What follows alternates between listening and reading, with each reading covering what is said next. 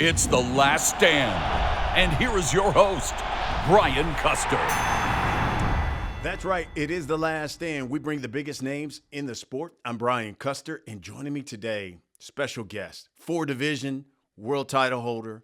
He's the WBA featherweight champion of the world. He's none other than Leo Santa Cruz. Champ, man, it feels like forever since we've spoken. How you doing? Welcome to The Last Stand. I'm doing great, thank you. Yeah, it's been a long time, over a year. I'm excited to come back to the fight. I'm just very happy, and hopefully I go out there and give a great fight for the fans. That's what I'm hoping for. That I've been anxious to go out there and do that for the fans. You're right. You are taking on Keenan Carbajal in Vegas. First time back for Leo Santa Cruz in the ring in a year and a half. Why so long? Why the long break? I think my team and my manager, they thought that I needed time to recover, to let my body rest. Since my last fight didn't go our way and I was knocked out.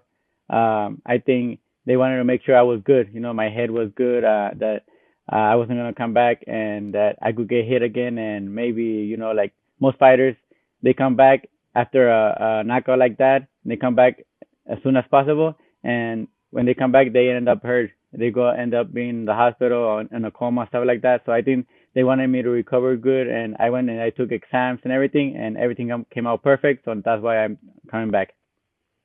So you're facing Keenan Carbajal. He's won 18 straight fights. A solid all-around fighter, but he's not faced elite competition. Why Carbajal? Why not come back and fight one of the elites, let's say a top 10 guy at 130 or 126? That wasn't up to me. It was up to my team.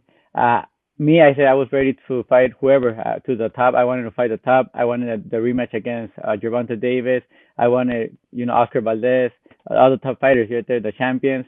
But they told me that since I come from a loss right now, they wanted me to go out there and see how I look at first, and because after a long layoff, this is the longest layoff I have had. So I think they wanted to see how I feel, and then after this one, hopefully everything goes good.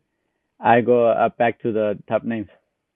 And you kind of mentioned this. Sometimes when a fighter comes back from a loss, especially when they haven't really suffered many defeats like yourself, and it's a devastating, knockout type of loss, they're not the same guy.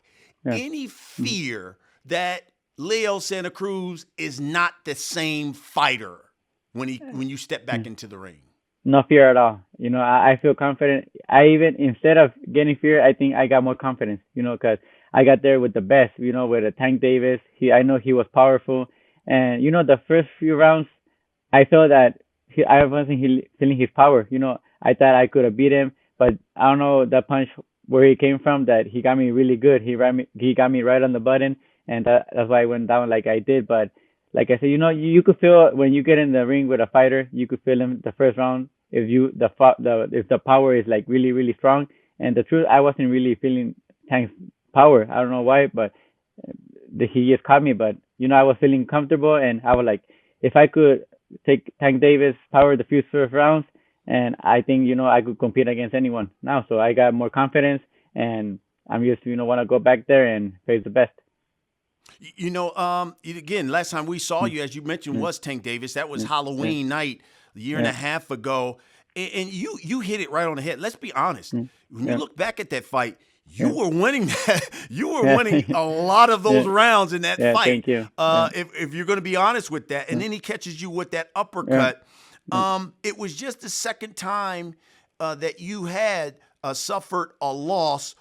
What was that like for you? Let's say the next day, a couple of days later, were you depressed? What was going through your mind? Yeah, the truth, I was depressed. I was a little bit depressed. I was like, man, I can't believe I got knocked out like that. It never happened to me, and for it to be the first time that it happened to me, I was like, man, just in my head thinking, man, how could this happen? Why did I let this happen? I should have listened to my corner, move around, not stayed there. But like I said, I got confident. I wanted to entertain the fans. The fans, they want a war back and forth.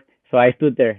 Like a true champion and took his punches. But he just caught me really good, and it happens. This is boxing, and even the best fall. Yeah. When talking about that, did it make it worse because it went viral and that you had to see it like everywhere? Did that make it worse, I guess? Yeah, of course it did. It made it worse. Everywhere I click, you could see my knockdown. But after a few days, the fans, they send me comments and messages that that I was doing really good. That to keep my head up. That that I was landing good shots on Gervonta. That I was doing a good fight. That if it would have been out 12 rounds, that maybe I could have even beat him or even a draw or something. It would have been a close fight. Yeah, you're right about that. When you watch it, I'm sure you've watched the fight over and over. If there was one thing you could do all over again, what is that? I mean, obviously you threw like 3 straight right hands. And he said, "Okay, I'm gonna slip this one and get you." But if there was something else strategically, you say, "Man, if I could do it all over again, I would do this." What was it against Tank? I wouldn't have stayed in the corner. I not stayed in the corner, and like you said, not threw the right hand 3 times. That's what my mistake I did. I threw that right hand over and over. And he saw it, and he was like, "Oh, after this, if he does it again, I'm gonna counter punch and throw the uppercut." And I would have just throw one punch, one right hand, and then move around and just try to move out the round. Considering you've been in the ring with him and you had some success before he stopped you, you've seen him fight other guys. Now that you've been in the ring, you've seen other guys fighting. What do you think is the key to obviously, no one has beaten him yet, but what do you think is the key to beating Gervonta Davis? I think the key is, throwing punches, throwing a lot of punches, pressuring him. He don't like that. He don't like when a fighter is throwing a lot of punches because he's like those type of fighters that he's waiting for 1 or 2 punches and then he counter punches and he throws his combination. But if you're on top, like pressuring him, throwing punches, he can't handle that. He can't deal with those punches being pressure. I think being pressure and always being on top of him. I'm sure you watched the fight he had with Santa Cruz. What'd you think? Oh, I think the fight he had against Isaac Cruz, it was really tough. Isaac Cruz came and he put the pressure. He was on top of him with good defense, and I think that's what complicated the fight. That he was on top, pressuring, and he didn't really give room to Gervonta to set his punches and to box how he wanted to. So you are coming back, and here's the interesting thing, Leo. You're the co-main. For years, you've been the main event guy. Is that different for you that now that you have to be the co-main guy? The truth, no, it's nothing different for me. Like I said, for this, I even said what I wanted to do is I wanted to go out there and fight. I even asked, I don't care if I'm the co-main event or the in the undercard. I don't care whatever I just want to go out there and fight and thank God, I'm coming back, and no matter how it is, I'm still gonna go out there, give a great fight. It's still a fight for me. In considering now that you suffered that loss, are you a changed fighter?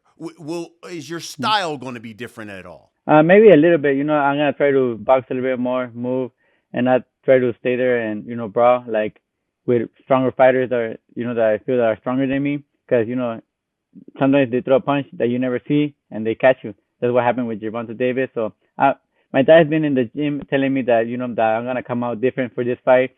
That I'm gonna try to look even better and try to learn more things and go out there and show a new Leo Santa Cruz. So just recently, obviously Gary Russel Jr., who's long been talked about in a fight with you. He was the longest reigning champion in the sport. He suffers a defeat to Mark Magsayo. What'd you think of the fight? I didn't really watch it. I forgot I wasn't home, and I came and it was late already. So, but I saw the previews, and I think that Gary Russell, his hand, I think that was the issue, that he couldn't really throw his hand. It looked like it was injured, and I think Magsayo, he was putting the pressure, throwing landing the sharper shots and stuff, the cleaner shots. So I think that was the difference. Russell says he wants to fight twice this year, something that he hasn't done in a long time, and says he still wants Leo Santa Cruz. In fact, I'm going to quote him because we had him on the last stand, Leo, and he said, this is what he said. I'm quoting him because I had to ask him, when are you going to fight Leo Santa Cruz? He said, listen, Leo, stop acting like a sucker. Get in the ring, point blank, period. We're gladiators. We're fighters. Conduct yourself as such and be a fighter. Don't pick and choose who you're going to fight. Let's fight. Do you think you and Gary Russell Jr., that this fight will happen? Me, the truth, me, I want it. Like Gary Russell knows that if we want it, it doesn't only matter of us. We have to the promoters, the managers, they have to make the fight. I can't just say yes, let's make it. If it was up to me, I would have already fought him a long time ago. I've been wanting to fight him ever since the amateurs when he beat me. I've been wanting that rematch, and I've been pushing for that fight. I said, hey, make that fight happen, but the promoters, the managers, they don't make it. But if it was up to me, I would have fought him already. So give us some insight on what has gone down between you two, because we've asked a number of times. Gary, he's always said, well, Leo doesn't want to get in the ring with me. What do you think? What is it that keeps you two from getting in the ring and making this fight happen? I don't know. I don't know if it's money wise or the promoters or I don't know what, but I already told him that or I don't know if it's Showtime or Fox or the TV that is gonna make the fight. I don't know why, but I've been pushing for it. I've been asking for that fight, and they just tell me that they're gonna try to make it, and then at the end of the day, they just bring me another opponent. But the truth, I don't know. So, I don't know what else it could be. Yeah. Do you think Russell is asking for too much money? Is that what you're saying? Yeah, that's what I think. Maybe he's asking for too much money. He wants to get paid maybe a lot or something. I don't know. Maybe when they're trying to make the fight, he asks for many things or stuff like that. I think that's the only reason that this fight hasn't gotten made or something. But rather than that, I don't know. Because from my side, I want that fight. I've been pushing for that fight. I said I want it, but it just has to happen. You mentioned it earlier, Leo. You and Al Haymon certainly are really close. You have a son that's named after him. Yes. Out of all the relationships he's got with all of his fighters, how did your relationship with him become so special? I think, it got so special since, the first day. I was so thankful. I always, thanked him, and I called him and I said that, thanks to him, I'm where I'm at. I never thought I would have everything I have because of him. And I just gave him like little cards, like, little angels to protect him and stuff like that. And, I think he saw that, I was a great family man, how I deal with my mom and my dad, how we were all really close. And I think, he's really close with his family too. So I think he liked that. And ever since we've been talking back and forth, we always talk. We say how we're doing and everything. And I don't know, he saw something in me that maybe he didn't see in other fighters that, I show my respect and, all the love and everything. I show him love and everything. So he saw that I was really grateful to him. And I think that's why the relationship has been so close. And it's funny because there's a perception out there, Leo, that Haymon and PBC has protected Leo Santa Cruz from fighting, let's say, the elite top guys and yet paying him top dollar. How do you respond to that? Well, me, all I do is, get ready, fight. I'll fight whoever he tells me.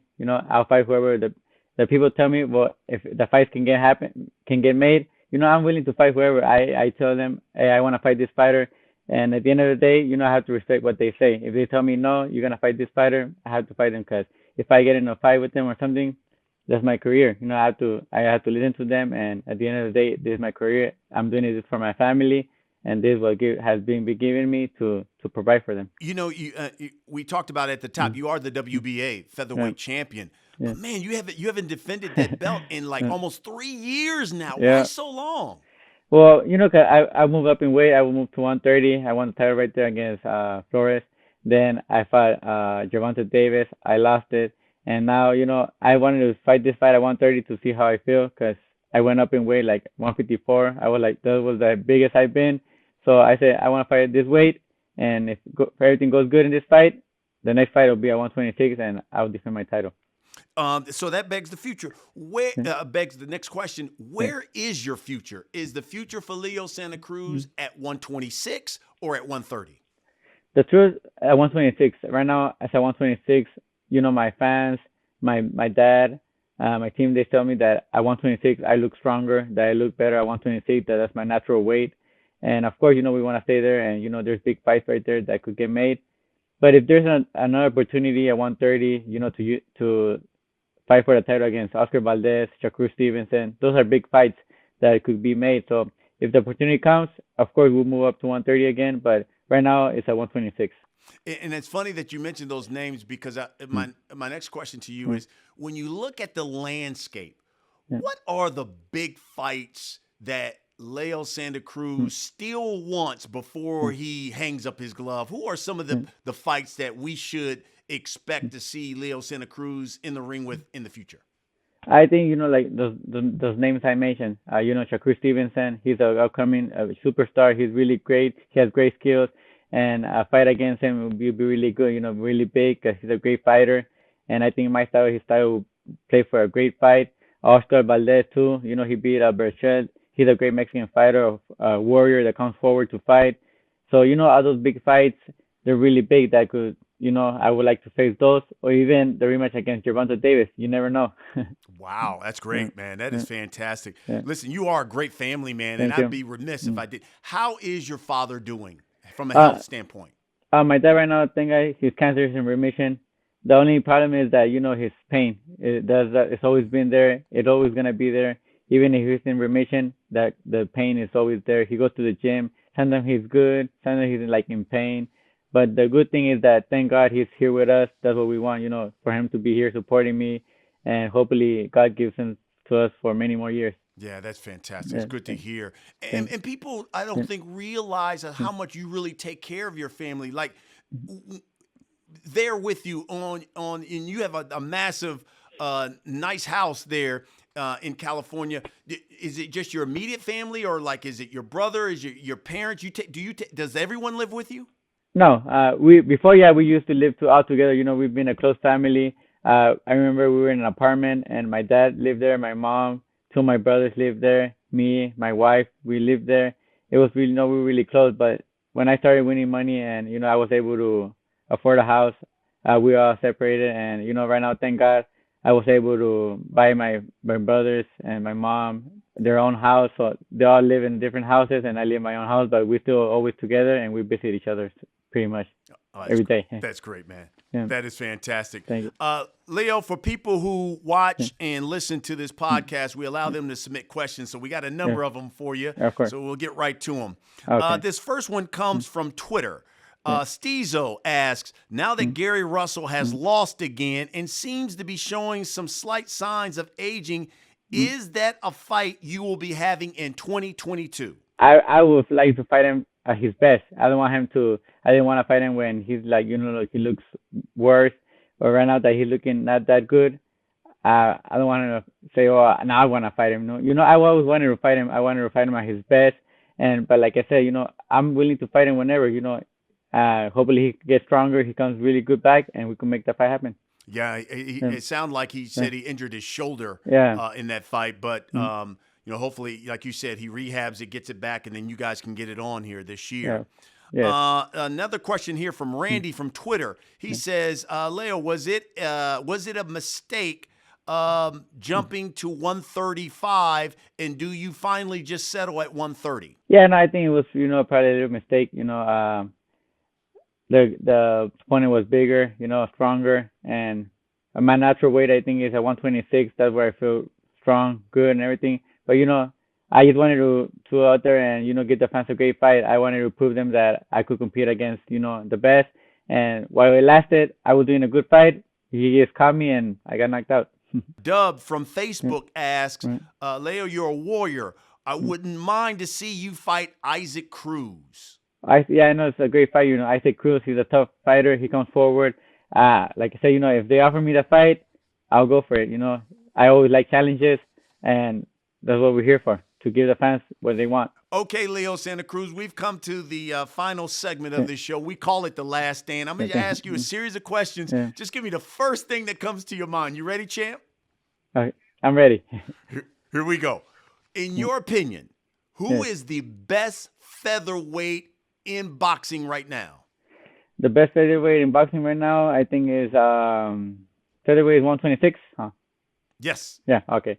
I think it was Gary Russell, but now I don't know. I probably had to say the one that beat him. All right, got it. In your opinion, who is Leo Santa Cruz's biggest rival? Who's been your biggest rival thus far? Gary Russell. He's being my biggest rival. He's been talking back, that he wants to fight me. I want to fight him. I wish I could just, say, hey, let's go in the ring. But, we had to go through promoters to the TV and everything, I just can't make it. But I think he's my biggest rival. In your opinion, what's been the toughest fight of your career? I think my toughest fight it was against Gervonta Davis. Not how because of how it was going, but how he got me, how he defeated me. I think that's the toughest fight that I have had. The biggest, I guess, two fights that you've enjoyed the most, was it the two fights you had against Abner Maris? Was it the two fights you had against Frampton? No, I think it was the first fight I had against Abner Maris. That was my first fight with Maris. It was really great, exciting. The people loved it. The screams and everything. And then the second fight against Carl Frampton, because he made my first defeat. In the second fight, I came with everything, and I got my belt back, and it felt great. Getting that revenge. Last question here. A year from now, Leo Santa Cruz will be. You finish the state. I hope unified world champion or 5-division world champion. Wow, yeah. I love that. And by the way, before you retire, what is left for you to accomplish? What have you not accomplished in this sport that you say, I still want to accomplish this? What is that?